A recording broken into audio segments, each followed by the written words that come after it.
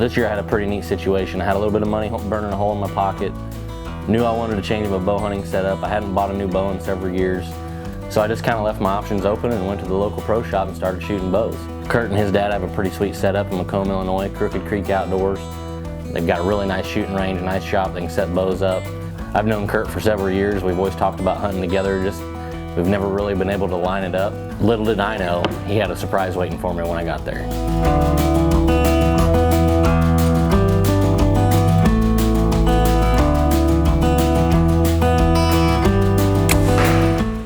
So what are you doing September 9th? No plans. Checking cameras, hanging stands, getting everything ready for October. What do you think about going to Nebraska? We're going mule deer hunting. I'll be your third wheel. I'll be your Doug.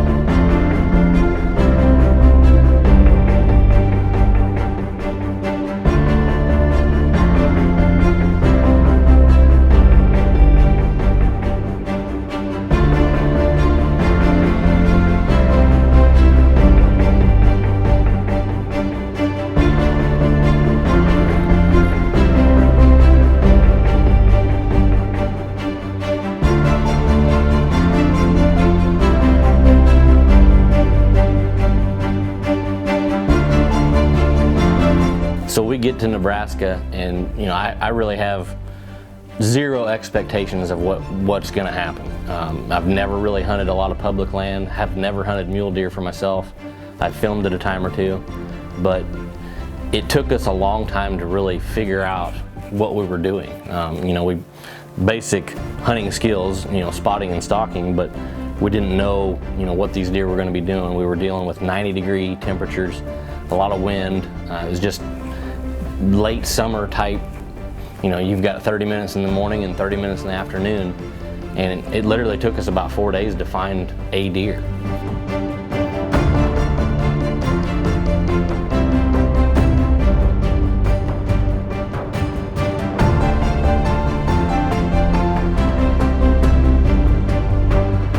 So we finally find a couple deer on the edge of a field. They're right on the edge of this cornfield, and about 120-inch buck, maybe a little smaller. And I told Kurt, I said, let's just make a stalk on him and try to, practice for whenever we do find a big deer. So we slipped up. We got, within range, but one of the does ended up smelling us, and they took off. So we're just kind of standing there. We walk around the corner, we peek over the hill, and there's a giant standing in a water tank down in the bottom.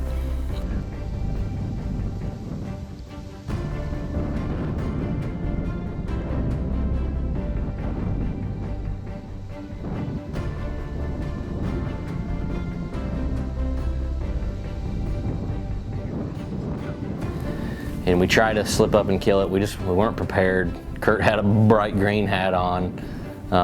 It just didn't quite work out, and he bounced out of there, and I was kind of scared that maybe he wouldn't come back. But mule deer are different than whitetails, and the next day we kind of made a plan. I said, we need to set up on that water hole. It's so hot that the deer have got to drink water. Mid-90s every day. It's been really windy. It actually died down today, but we got on a pretty nice deer last night. Coming to a water tank right off the edge of one of these cornfields, so we're slipping around him. We're coming in the backside. We're gonna try to make a little makeshift blind on the edge of one of these cuts. We got a shovel. We got a bunch of weeds and stuff. We're gonna try to make a little bit of a blind, so see what happens. We got down in here, we were figuring on building a kind of a trench or something in the back of one of these big canyon washouts, but we've actually got some old cow trails that lead down to this water trough.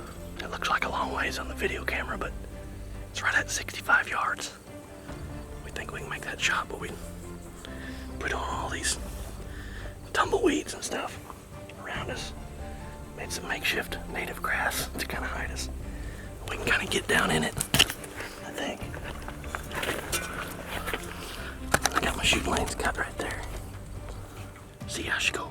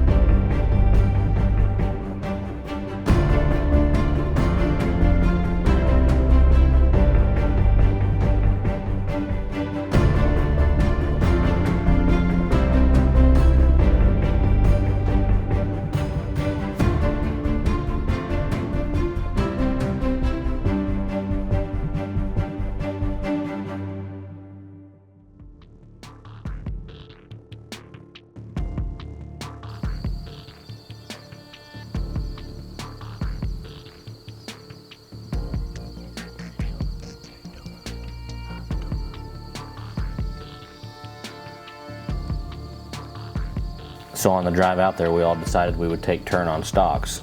The day before, Kurt had his turn. Now I'm up to bat. We slip in there, we get settled in, and right about the time the sun's going down, the deer steps out of the corn. I can't believe it. I didn't think he was going to come back, but it was really the only option we had. And you sit here and you watch the footage, and you can just watch the light level just start to drop. He stood there for 14 minutes and finally jumped the fence and broke to come down the hill.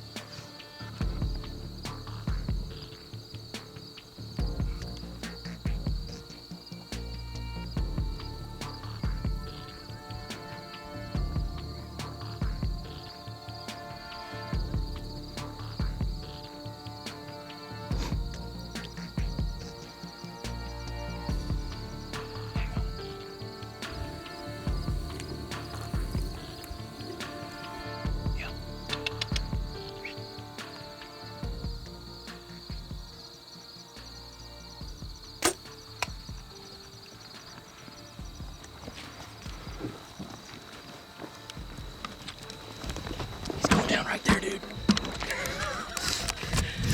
Nice. Can you believe it? I don't know if the footage is dark or not, but we just killed our target deer. Nice. You're the man, buddy. As soon as I hit the deer, I knew he was hit really hard.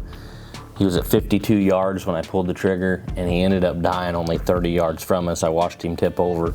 Kurt was kind of bound up. He couldn't get the camera turned around, but we both just kind of started to freak out about what just happened. We couldn't believe it.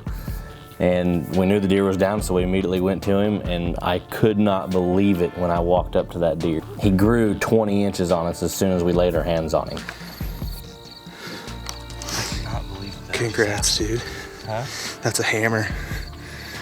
He is a perfect 1, 2, 3, 4, 5, 6, 7. 1, 2, 3, 4, 5, 6, 7. We saw this deer last night. We snuck up right over the hill and he was down there at the water tank. And we actually spooked him a little bit, but we rolled the dice. This is really the only option we had for this afternoon hunt.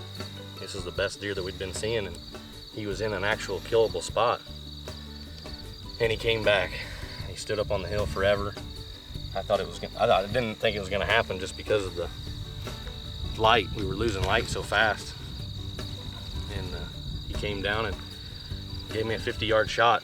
And he looked right back right whenever I was wanting to shoot. And he was quartered to me just a little bit, and I come in that side of his shoulder, but he didn't run 60 yards. Just an absolute stud western Nebraska mule deer. That has been on my bucket list for ever since I picked up a bow. And I can't thank you enough, Kurt, for inviting me out there. It's been a heck of a hunt. We're on public land, actually. It's a pretty sweet deal they got going on out here. So, heck of a way to start the season.